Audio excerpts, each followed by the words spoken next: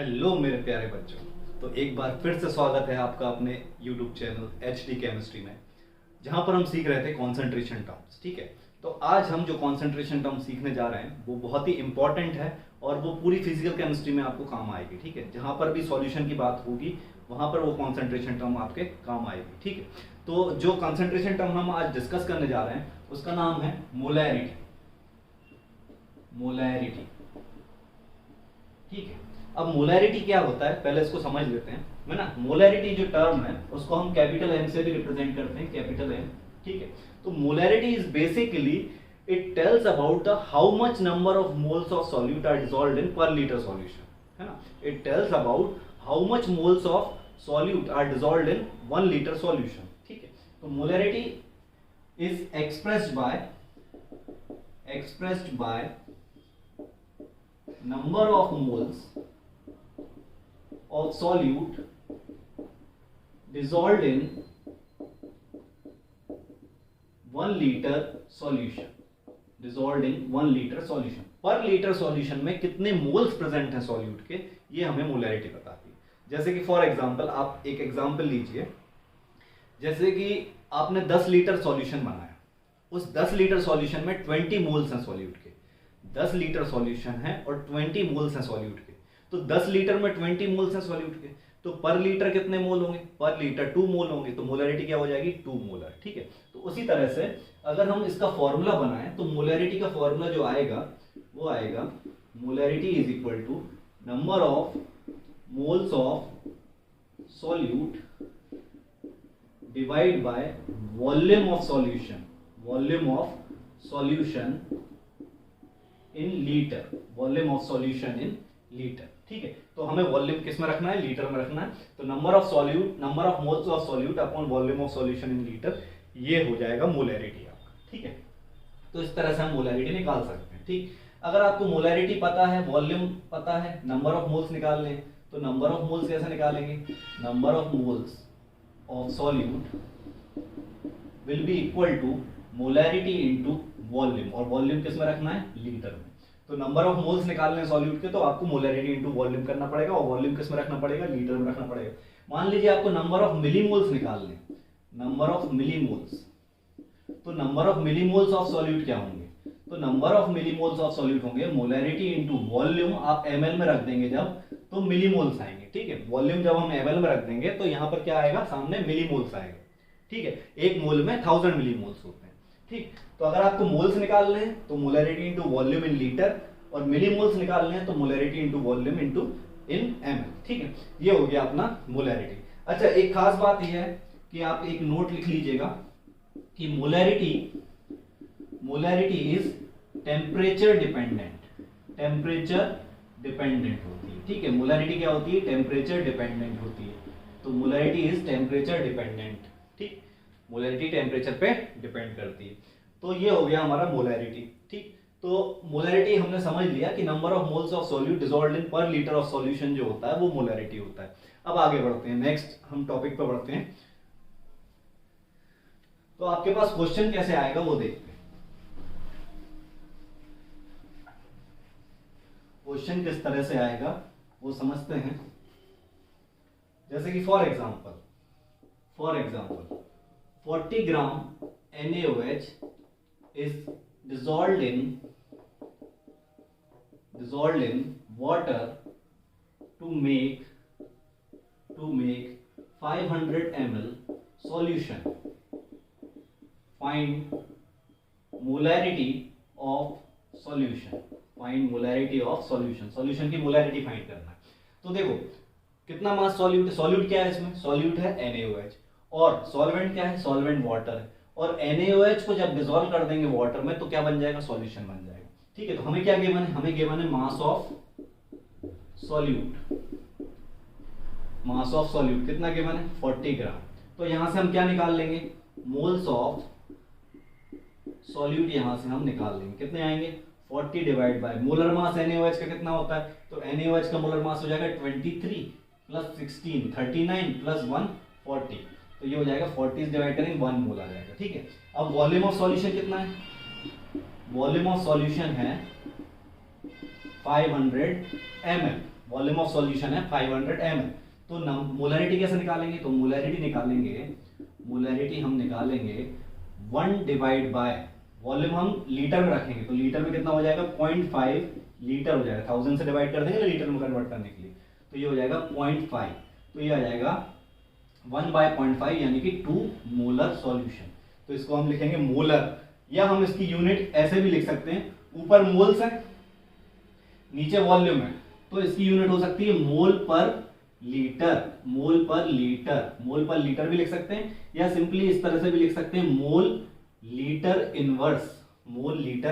ठीक है, तो 2 मोलर या 2 मोल पर लीटर या 2 मोल लीटर इनवर्स। ठीक है, तो ये यूनिट हो जाएंगी मोलैरिटी की।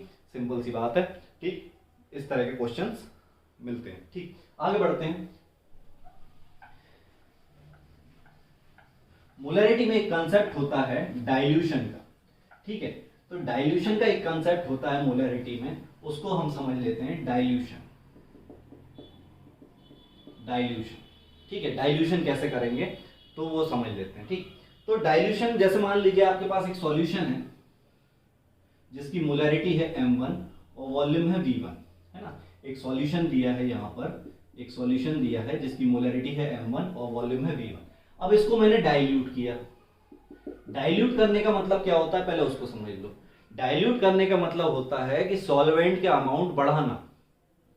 जैसे सॉल्ट का सॉल्यूशन है, एक्वस सॉल्यूशन है, सॉल्ट का वाटर में सॉल्यूशन है, अगर उसको डाइल्यूट करना है तो आपको क्या ऐड करना पड़ेगा? वाटर ऐड करना पड़ेगा। वाटर ऐड करोगे तब वो जाके क्या होगा? डाइल्यूट होगा। अगर आप सॉल्ट ऐड कर दोगे तो वो कंसंट्रेट हो जाएगा। ठीक है, तो हमें कंसंट्रेट नहीं करना, हमें डाइल्यूट करना है। तो डाइल्यूट करने का एक ही तरीका है कि सॉल्वेंट को बढ़ा दो। ठीक है, तो जैसे ये एक्वस सॉल्यूशन है, यानी कि वाटर में सॉल्यूशन है, तो हमें क्या करना पड़ेगा? इसमें और वाटर मिलाना पड़ेगा तो डाइल्यूट हो जाएगा। तो हम इसमें कुछ अमाउंट ऑफ वाटर ऐड करेंगे, कुछ वॉल्यूम वाटर का ऐड करेंगे VH2, तो एक नया सॉल्यूशन बन जाएगा। ठीक है, एक नया सॉल्यूशन बन जाएगा जिसकी मोलैरिटी कुछ नई होगी M2 और वॉल्यूम भी चेंज हो जाएगा V2। ठीक है, लेकिन दोनों चीजों में क्या अंतर आया? इसमें सॉल्यूट था, वाटर था, इसमें हमने थोड़ा और वाटर मिलाया तो ये नया सॉल्यूशन बन गया। लेकिन सॉल्यूट तो उतना ही रहा ना, जितना सॉल्यूट पहले था उतना ही सॉल्यूट बाद में रहा। सॉल्यूट तो हमने चेंज नहीं किया ना, जितना अमाउंट ऑफ सॉल्यूट यहां पर था उतना ही अमाउंट ऑफ सॉल्यूट यहां पर रहेगा। हमने केवल क्या बढ़ाया है? सॉल्वेंट बढ़ाया है। हमने केवल क्या ऐड किया है? सॉल्वेंट ऐड किया है। तो सॉल्यूट के अमाउंट में कोई चेंज नहीं आएगा, यानी कि number of moles of solute यहां पर कितने आएंगे? M1V1, और number of moles of solute यहां पर कितने आएंगे? M2 into V2, ये इक्वल रहेंगे। तो हमारे पास क्या इक्वेशन आ जाएगी? M1V1 इक्वल टू M2V2, ये आ जाएगी हमारे पास डाइल्यूशन की इक्वेशन। अब इससे हम क्या निकाल सकते हैं? इससे हम फाइनल वॉल्यूम निकाल सकते हैं। तो फाइनल वॉल्यूम क्या आ जाएगा? फाइनल वॉल्यूम आ जाएगा, या फाइनल मोलैरिटी निकालना आपको। फाइनल वॉल्यूम तो आपको पता रहेगा, मोलैरिटी निकालना है, तो फाइनल मोलैरिटी क्या आ जाएगा? फाइनल मोलैरिटी आ जाएगा M1V1 अपॉन V2, ये फाइनल मोलैरिटी आ जाएगा। अगर आपको फाइनल मोलैरिटी गिवन है तो वॉल्यूम क्या आ जाएगा? M1V1 upon M2। ठीक है, तो कुछ भी आप निकाल सकते हो ना। 4 चीजें गिवन है, 4 टर्म्स गिवन है, 4 टर्म्स में से कोई भी 3 टर्म्स दी होंगी तो आप 4th वन निकाल सकते हो। ठीक है, अगर आपने V2 कैलकुलेट कर लिया, फॉर एग्जांपल V2 कैलकुलेट कर लिया, ठीक है, तो V2 कैलकुलेट कर लिया, आपको निकालना है कि वॉल्यूम कितना मिलाया हमने H2O का। How much amount of volume of H2O is added. तो वॉल्यूम ऑफ H2O कितना ऐड किया? फाइनल वॉल्यूम कितना था? V2। इनिशियल वॉल्यूम कितना था? V1। तो वॉल्यूम H2O का कितना ऐड किया होगा? V2 minus V1। ठीक है, तो H2O का वॉल्यूम कितना ऐड किया होगा? Final volume minus initial volume, उतना ही तो वॉल्यूम ऐड किया होगा H2O का, तो V2 माइनस V1 कर देंगे तो वॉल्यूम ऑफ H2O आ जाएगा। तो ये कंसेप्ट था डाइल्यूशन का, होप आपको समझ में आया होगा। ठीक है, चलिए, डाइल्यूशन के बाद एक कंसेप्ट आता है मिक्सिंग का, है ना। जब 2 अलग अलग सॉल्यूशन को हम मिक्स करते हैं तो फाइनल सॉल्यूशन की मोलैरिटी पूछी जाती है। ठीक है, तो उसको हम सॉल्व करते हैं।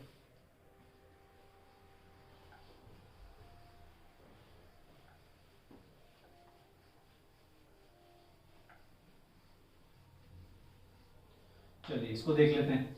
तो mixing of solutions, mixing of solutions, मान लीजिए आपके पास एक एक्वस HCl का सॉल्यूशन है, फॉर एग्जांपल एक्वस HCl का सॉल्यूशन है जिसकी मोलैरिटी है M1 और वॉल्यूम है V1। एक और एक्वस HCl का सॉल्यूशन दिया है आपके पास, एक और एक्वस HCl का सॉल्यूशन दिया है जिसकी मोलरिटी है M2, वॉल्यूम है V2। अब इन दोनों सॉल्यूशन को आपने कर दिया मिक्स। तो मिक्स जब कर दिया आपने दोनों सॉल्यूशन को, तो एक बात बताओ, टोटल वॉल्यूम तो आपको पता है ना, इसको इसमें मिला दिया तो टोटल वॉल्यूम कितना हो जाएगा? टोटल वॉल्यूम तो मुझे पता है भाई V1 प्लस V2, लेकिन फाइनल मोलरिटी क्या होगी? तो फाइनल मोलरिटी आप ऐड नहीं कर सकते, मोलरिटी को डायरेक्ट ऐड नहीं कर सकते क्योंकि मोलरिटी इंटेंसिव प्रॉपर्टी होती है, ठीक है। अब इंटेंसिव प्रॉपर्टी क्या होती है सर? तो इंटेंसिव प्रॉपर्टी हम थर्मोडायनेमिक्स में पढ़ेंगे, ठीक है। तो अभी आप ये समझ लो कि मोलरिटी को डायरेक्टली ऐड नहीं किया जा सकता, ठीक है। तो जैसे हमने वॉल्यूम को ऐड कर दिया ना, वॉल्यूम को तो ऐड कर सकते हैं, वॉल्यूम V1 इसका था, इसका V2 था, मिलाया तो कितना टोटल वॉल्यूम हो गया? V1 plus V2। वॉल्यूम को ऐड किया जा सकता है लेकिन मोलरिटी को ऐड नहीं किया जा सकता। तो मोलरिटी कैसे निकालेंगे? तो आप एक चीज समझो, इसमें जितना अमाउंट ऑफ HCl यानी सॉल्यूट था, इसमें जितना HCl था यानी कि सॉल्यूट, HCl क्या था? सॉल्यूट था, वो पूरा का पूरा कहां गया होगा? सारा का सारा यहां पे गया होगा, ठीक है।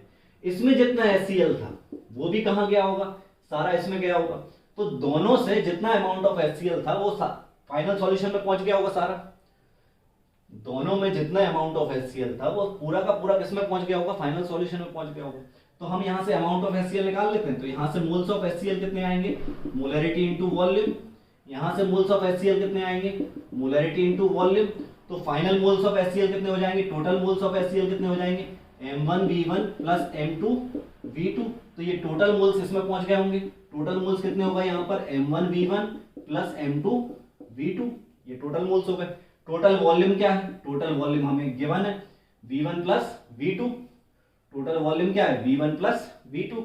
तो बताओ मोलरिटी फाइनल क्या आ जाएगी? फाइनल मोलरिटी यानी कि molarity of mixture, final molarity वो आएगा total moles divide by total volume. तो मोलरिटी फाइनल क्या आ जाएगी? मोलरिटी फाइनल आ जाएगी M1V1 plus M2V2 upon V1 plus V2, ठीक है। तो ये फॉर्मूला आप अप्लाई कर सकते हो, M1V1 plus M2V2 upon V1 plus V2। लेकिन ध्यान रहे कि सेम टाइप के सॉल्यूशन होने चाहिए। सेम टाइप के सॉल्यूशन मतलब सॉल्यूट सेम होना चाहिए, सॉल्वेंट सेम होना चाहिए। अलग अलग सॉल्यूट वाले सॉल्यूशन के लिए हम ये फॉर्मूला अप्लाई नहीं करेंगे। तो सेम टाइप का सॉल्यूट होना चाहिए, सेम टाइप के सॉल्वेंट होने चाहिए, तब हम ये फॉर्मूला अप्लाई कर सकते हैं। क्या? M1V1 plus M2V2 upon V1 plus V2। इसका एक छोटा सा एग्जाम्पल देख लेते हैं, ठीक है। चलिए,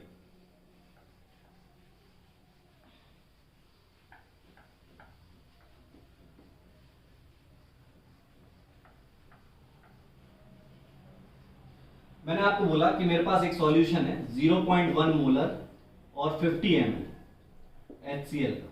मेरे पास एक और दूसरा सॉल्यूशन है HCl का ही, जिसकी मोलरिटी है 0.2 मोलर और वॉल्यूम है 50 ml।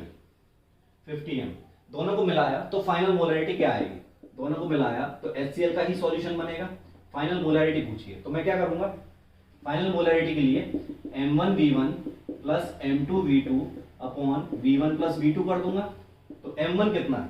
0.1, V1 कितना है? 50। अच्छा, इसमें आप 50 रख सकते हो ml में, क्योंकि नीचे भी अगर आप ml में रखो तो ml कैंसिल हो जाएगा। आप चाहो तो लीटर में कन्वर्ट कर लो, तो नीचे भी लीटर में रखना, कोई दिक्कत नहीं। ऊपर ml में रख रहे हो, नीचे ml में रखो। ऊपर यदि लीटर में रख रहे हो तो नीचे लीटर में रखो, ठीक है। कैंसिल ही होना है उनको, ठीक। तो प्लस मैंने ml में रख दिया 0.2 इंटू 50 डिवाइड बाय टोटल कितना हो जाएगा? 50 प्लस 50, तो ये आ जाएगा 5 प्लस ये कितना हो जाएगा? 10 डिवाइड बाय 100, तो ये हो जाएगा 15 डिवाइड बाय 100, तो ये हो जाएगा 0.15 मोलर। तो फाइनल मोलरिटी कितनी आएगी सॉल्यूशन की? 0.15 मोलर आ जाएगी, ठीक है। तो होप आपको ये समझ में आया होगा। तो ये था मोलरिटी का कंसेप्ट, और हमने डाइल्यूशन भी देखा, इसमें मिक्सिंग ऑफ सॉल्यूशंस भी देखा। आगे हम देखेंगे मोलैलिटी, मोल फ्रैक्शन और फॉर्मेलिटी, नॉर्मेलिटी, ये सब हम देखेंगे आगे। चलिए, आज के लिए इतना ही रखते हैं। अगली क्लास में हम आगे पढ़ेंगे, ठीक है। तो थैंक यू वेरी मच।